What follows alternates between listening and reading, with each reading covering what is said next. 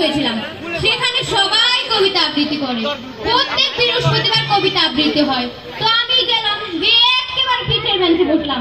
তো সবাই নাকি কবিতা আবৃত্তি করবে, আমি রীতিমতো অবাক, সবাই কবিতা আবৃত্তি করবে। তো বসে বসে দেখতেছি প্রথমে যে আসছে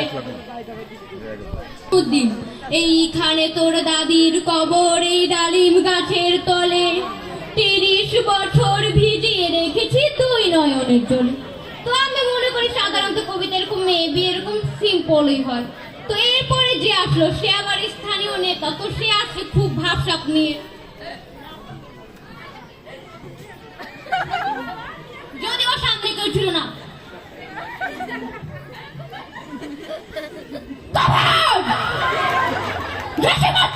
এইখানে তোর দাদির কবর, এই ডালিম গাছের তলে 30 বছর ভিজিয়ে রেখেছি তুই নয়নের জলে। ও মায়া মায়া গো, নেতা আইছে তো, নারীদিকে তো সবাই চেয়ারম্যানটা পড়েই গেছে। সে ভালো মার্ক পেয়ে গেছে, স্থানীয় নেতা, তাকে তো ভালো মার্ক দিতেই হবে। এরপরে যে আসে সে আবার একটু হাসতে ভালোবাসে, তো সে আসে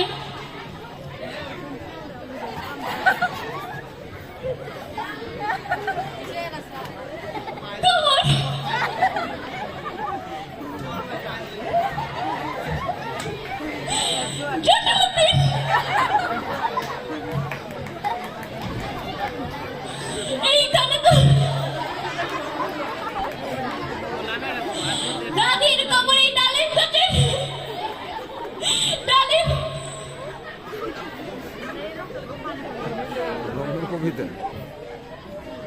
সে তার হাসির জন্য পুরো কবিতা শেষ করতে পারলো না।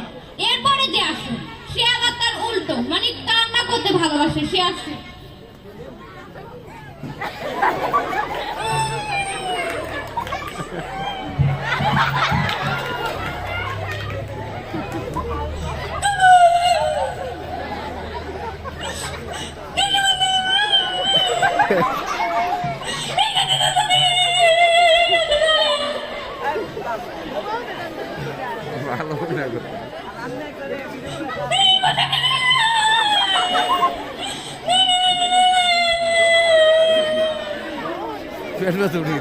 সে তার কান্নার জন্য পুরো কবিতা শেষ করতে পারলো না।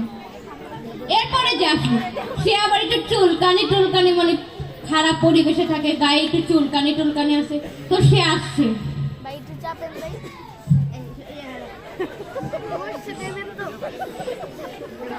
এইখানে দাদির কবর,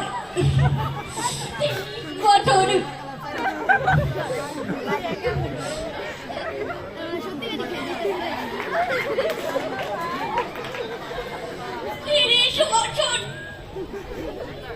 ভিজাইয়ে রেখেছি তুই নয়নের জলে। তো সেও কবিতা আবৃত্তি করলো। এরপরে যে আসলো সে আবার তোতলা, মানে আমি ভেবেই পাই না তোতলাও নাকি আবার কবিতা আবৃত্তি করবো। তো সে আসছে খুব ভাবসাব নিয়ে।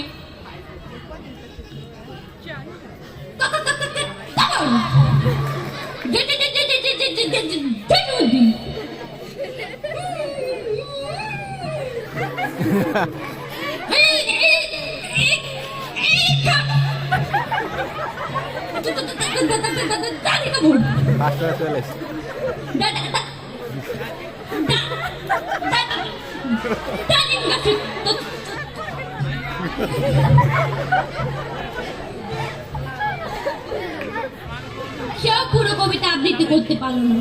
এরপরে যে আসলো সে আবার একটু মেইলি টাইপের, মানে আপনারা তো বুঝতেই পারছেন। সে আসে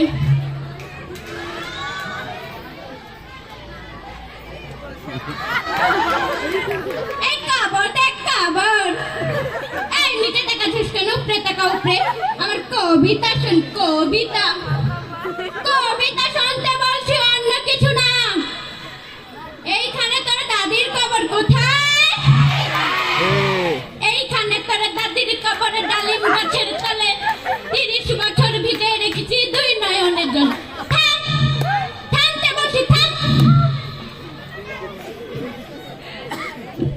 এরপরে সেও কবিতা আবৃত্তি করলো। এরপরে যে আসলো সে আবার একটু খাবার টাবার বেশি খাইছে, মানে একটু পেটের সমস্যা হয়ে গেছে। সে আসছে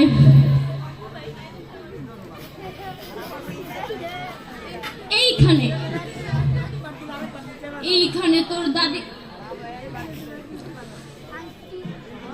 তোর দাদির কবর ডালিম গাছে।